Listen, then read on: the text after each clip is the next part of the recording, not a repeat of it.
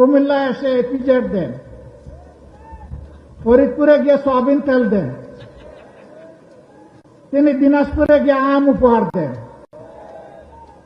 সিলেটে গিয়ে 9 ঘন্টা উপহার দেন,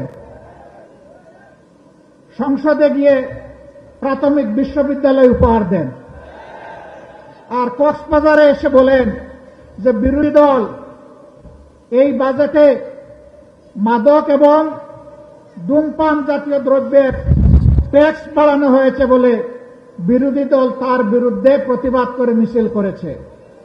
মিথ্যা, ভুয়া।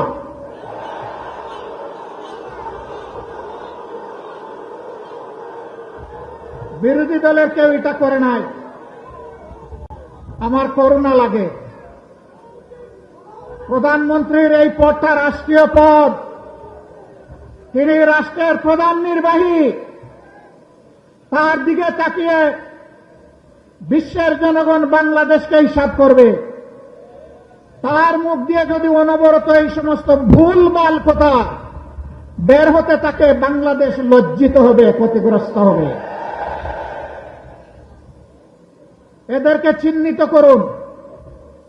যারা আপনাদেরকে ভুল বুঝাচ্ছে, আপনার সম্মান মানে বাংলাদেশের সম্মান যারা ধ্বংস করছে, এদের ব্যাপারে ব্যবস্থা নিন। নইলে ক্ষতিগ্রস্ত শুধু আপনি হবেন না, গোটা জাতিকে আপনি ক্ষতিগ্রস্ত করবেন। এবারকার বাজেট বিরোধী দল প্রতিক্রিয়া জানাবে, খুবই স্বাভাবিক। এটা গণতন্ত্রের এসেন্স, এটা গণতন্ত্রের সৌন্দর্য। এতে রাগ করার কি আছে? অল্পতে ধৈর্য হারালে 18 কোটি মানুষের দায়িত্ব পালন করবেন কিভাবে? হ্যাঁ, জনগণ সমর্থন দিবে, প্রশংসা করবে। জনগণ যখন দেখবে জন আকাঙ্ক্ষা বাস্তবায়নে আপনি এবং আপনার সরকার আন্তরিক। আমরা চেয়েছিলাম জনগণের সকল সমস্যার সমাধান সংসদে হোক, সরকার চায়নি। আমাদেরকে তারা ঠেলে দিয়েছে জনগণের কাতারে। যদি গণভোটের রায় মেনে নেওয়া হতো, আজকের এই বিভাগীয় সমাবেশের প্রয়োজন হতো না। এতগুলো মানুষকে ত্যাগ স্বীকার করে এখানে আসতে হতো না।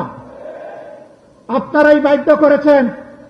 সংসদে আমরা এই দাবি উত্থাপন করেছিলাম, আলোচনা হয়েছে, আপনারা ফেলে দিয়েছেন।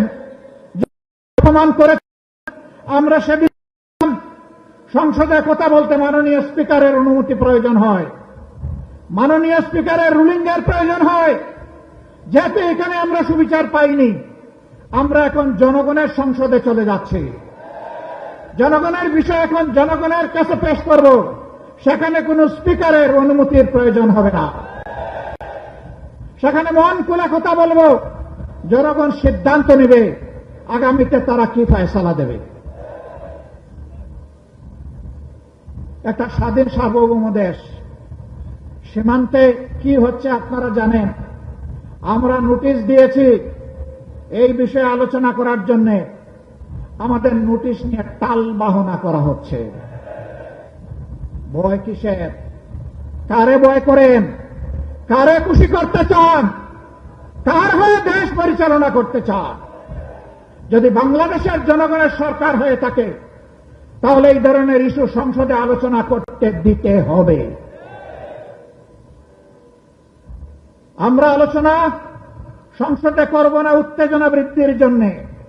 আমরা আলোচনা করব বাংলাদেশের স্বাধীনতা এবং সার্বভৌমত্বকে সুসংহত করার জন্য। এটি আমাদের উপর অর্পিত পবিত্র দায়িত্ব।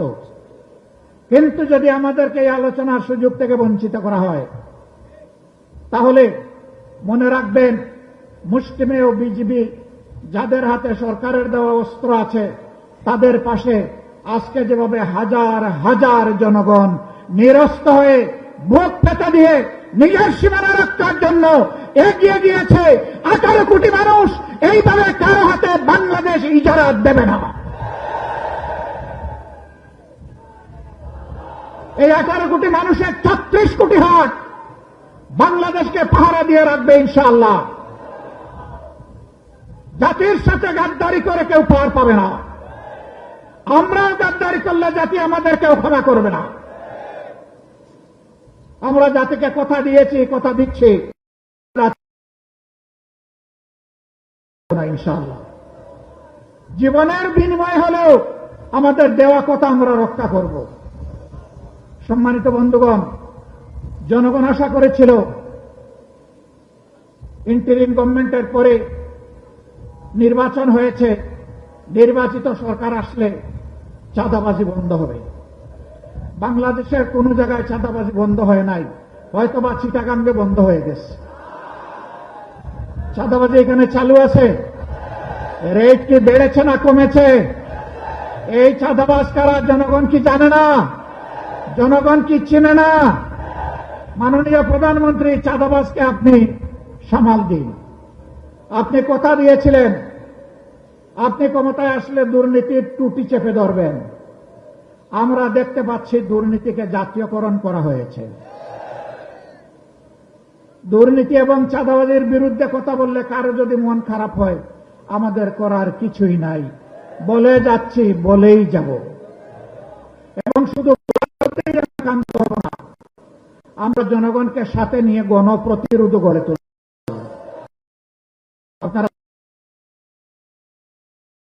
পরিষ্কার কথা, গণভোটের রায় বাস্তবায়ন করতে হবে। গণভোটের রায় বাস্তবায়ন করতে হবে। গণভোটের রায় বাস্তবায়ন করতে হবে। যদি না করেন তাহলে যেভাবে 96 সালে নিজেরাই শেষ পর্যন্ত কেয়ারটেকার সরকারের বিল নিজেরা এনে পাশ করতে বাধ্য হয়েছিলেন, এই রেফারেন্ডামও বাস্তবায়ন করতে আপনারা বাধ্য হবে।